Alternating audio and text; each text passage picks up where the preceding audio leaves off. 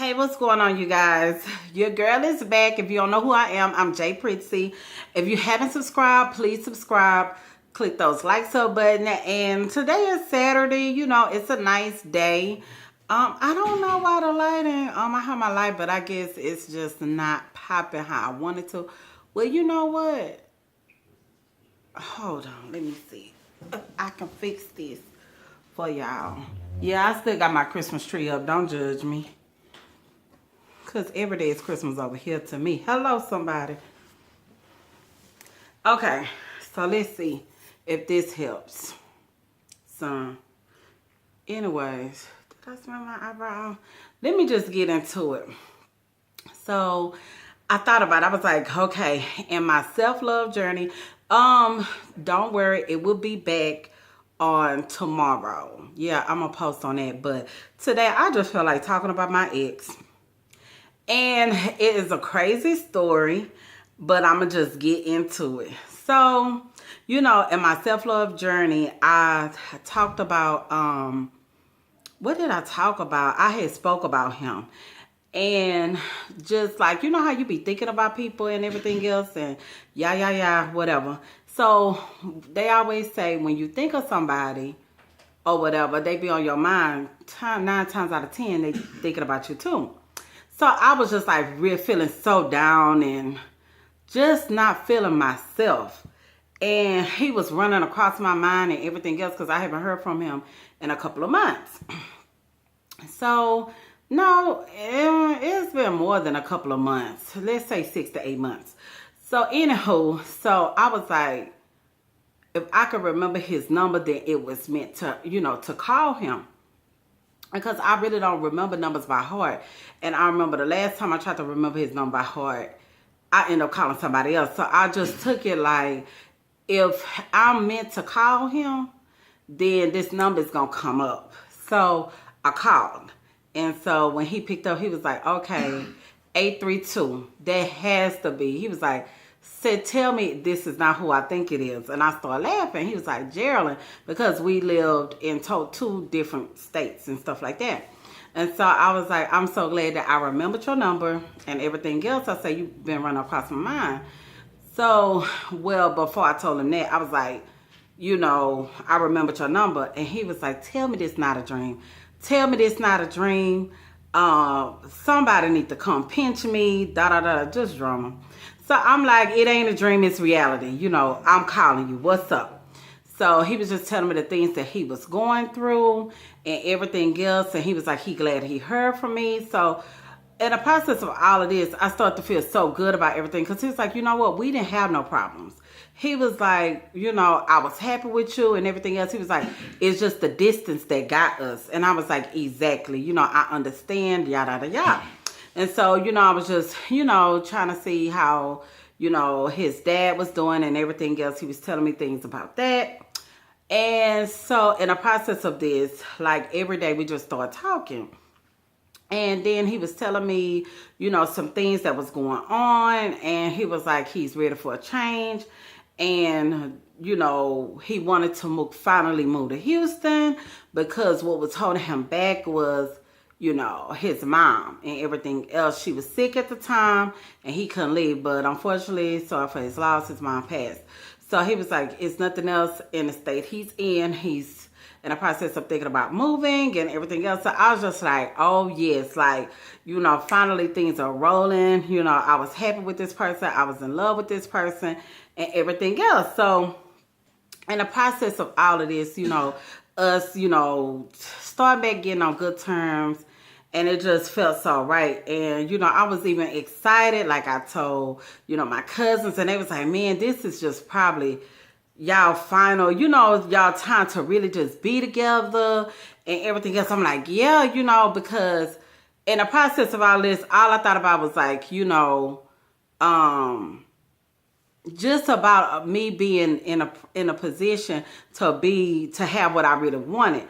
You know, just what it is. So I'm just like, okay, I'm feeling this, but I'm still feeling like my side eye up, even though it sounds good. And like I was telling my cousin, I was just like, look, I love him and everything I said, but I'm at a point in my life where I love me first and I got to look out for me. And, you know, with him, I knew financially it wasn't an issue or whatever. He's older than me. He was way much established than I am. So we talked about all of that. That didn't really matter to me because I take care of myself. So, not to say I'm independent, I don't need nobody. Let's not get that twisted. But it's nothing like you could really build with somebody. You know, in this day, you need multiple streams of income. You know, one income better than just, you know, two incomes is better than one, is what I'm trying to say. So, I'm just like, okay. You know, he was telling me he was looking for houses, and I'm just like, I'm in between of dual residence at the time, and I was just like, okay, this is gonna really just work out. You know, we got along. I did somebody that I was in love with, like, yeah. But in the back of my mind, like I say, I still was like, it sounds good, but I'ma just be optimistic, but I'ma still keep my eye on what's up. So out of the blue, it was like, out of the blue, he called and he was like, guess what? And I was like, what? And he was like, I got some news to tell you. Are you ready? And I was like, okay. So he told me, he was like, I'm coming to Houston. And I'm like, okay. Like, you know, I'm just like, out the blue. And he was like, you sound like you're not excited. I'm going to be down there for a minute. Let me tell you something. I always trust your intuition because your intuition is never going to lead you wrong. I was like, well, you know what? I say, I'm excited. He was like, you act like you're not excited. He started trying to flip out on me. I was like, it's not that. It's just that, you know, he was requiring a lot of my time. And let me be honest, I started liking somebody else too at the time, but that was like fresh. That was like so fresh. I mean, me and this other person had some history. So he was like, I'm gonna have your time, and you know, when I come down now, we gonna be in a room, we gonna be doing, and I was like, wait. In my mind, I'm like, we've been so far apart, I'm not even ready to step into that level with him. Like, who he think he is? Like, it's not going to be that easy of a process for me. That's just what it is. So I was just like, and I just kept telling my cousin, I was like, oh, I just hope he don't come. I just hope he don't come or whatever. Tony, you remember that? You remember that, Tony? Mm-hmm. Okay. So anyways, so y'all know I'm not lying. So, you know, I'm just like, I don't know. I'm just hoping he's not going to come. And he sounded so convincing to my cousin because I had him like on speaker in my car. And so my cousin hopped in the car. He was like, he sound like he coming. He coming. And I was just like, I can't tie my time up with him like this. And I'm not really for sure. It was just like my intuition was just very heightened. I ain't really for sure if I want to just really be with him like that, you know? So after all of this said and done, what ended up happening? Oh yeah, so let me fast forward in time. So after this happened, when he said he was coming, I told him, I said, hey, when you get on the road, you call me. I said, what time you gonna get on the road? And he told me like late that night, but he never gave me a time. So I'm like, strike one. So I'm like, well, I'm still being optimistic, y'all. So I'm like, well, okay, well, whenever you get on the road, call me so that I can talk to you on your way here. Because that's something that we always did. Like anytime he got on the road or whatever, that's what we did.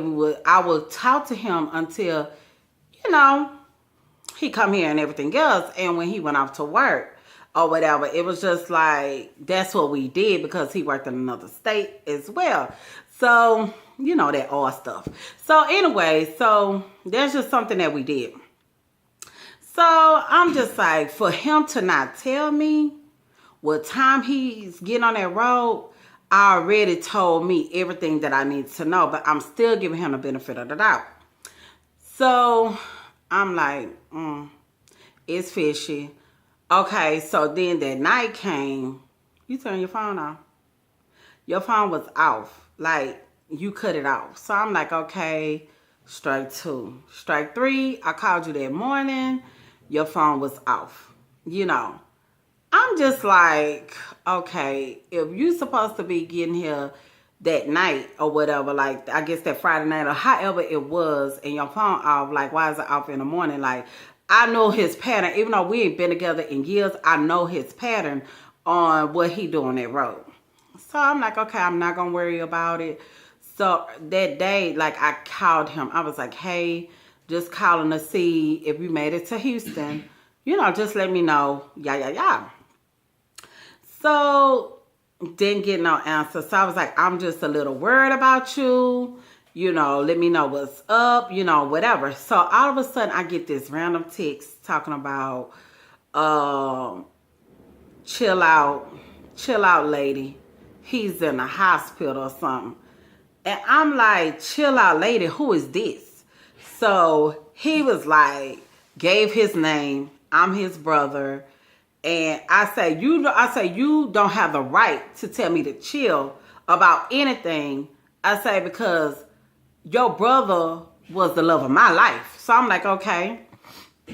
So then after that, it was like, I say, so how is he? What hospital he in? Let me know what's going on. So he was like, well, I can't. He was like trying to get me to run around or whatever. I was like, look, give me the hospital name and everything else. He was like, well, I'm gonna just get back up there. When I get back up there, I have him to text you. I will have him to call you or whatever. I'll be up there in 15 minutes. So I'm already like, you know what? You trying to catfish me at this point, talking about you, your brother. It's you. Like, quit playing with me. So I'm just like, I'm going to just play along with it and just see what's going on.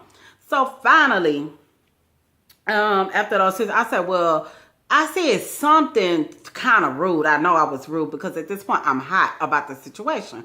So he said, I can't even remember what he said, but he ended up getting on the phone in those 15 minutes or whatever. And so when he called me, he was like, hello.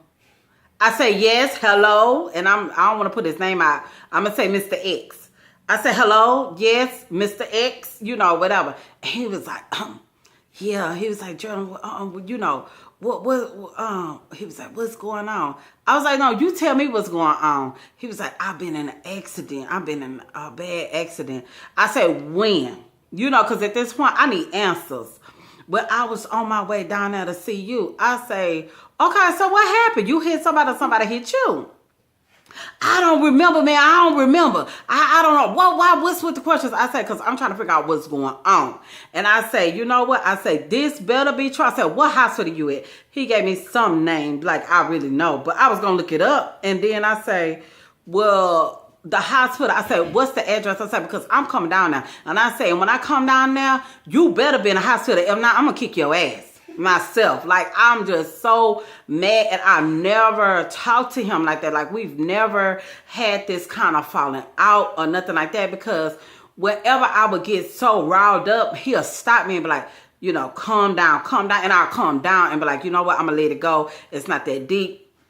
You know, but I had enough because he kept suppressing me, how, you know, the time that I was with him to where I just kept being nice girl. So at this time, it's like, no, I need to know. So he gave me some bogus room number and I guess he thought it was over. And I say, I already know he ain't had no iPhone. He was Android. So I was like, yeah, Android. So I was like, send me a picture. What? I said, send me a picture that you in the hospital bed. Then it was like, I'm tripping. He got to call me back and everything else. So at that point, I just started blowing him up. I was telling him what I really thought about him. And everything that I've been feeling and everything else, but I kept suppressing because I kept just like, you know what? I'm going to give it a chance. You know what? Maybe he is a good guy, you know, and everything else. And he is a good guy. He just ain't the guy for me with the games and stuff like that. And so, like, prior to this, what made me wanted to give him a chance to go back because he was telling me that, you know, that was a big, I don't want to say that was like some years between us. Like we was 9 years apart, 9 years apart from each other. So, you know, he was telling me like how he was kind of insecure. He never dated somebody, you know, like me. Of course you can. Of course you haven't. I'm one of a kind. Okay, you can't beat me being me, baby. That's just like anybody. Can't nobody beat you being you. So I understood that. But it was just the whole point. Like, he was like, he let his insecurities get in the way of things. And he never had nobody to like really pour into him like they genuinely loved him. And he was like, he was letting the best get to him. And I know all of that was true because it was just like, you always need a male friend. A male friend is gonna be your best friend, or confirmation on what's really going on here in these streets with these men. So I was like, it was good for him to just come out and tell me that. And I was like, okay, well, we can move past that. I was like, well, you know, it was real. Like, I was really into you. Like, I fell in love with you. Like, this is what it was. But since that episode of him doing the hospital thing on me, I was like, I cannot allow this to happen to me anymore and put myself in that position. So I left it alone.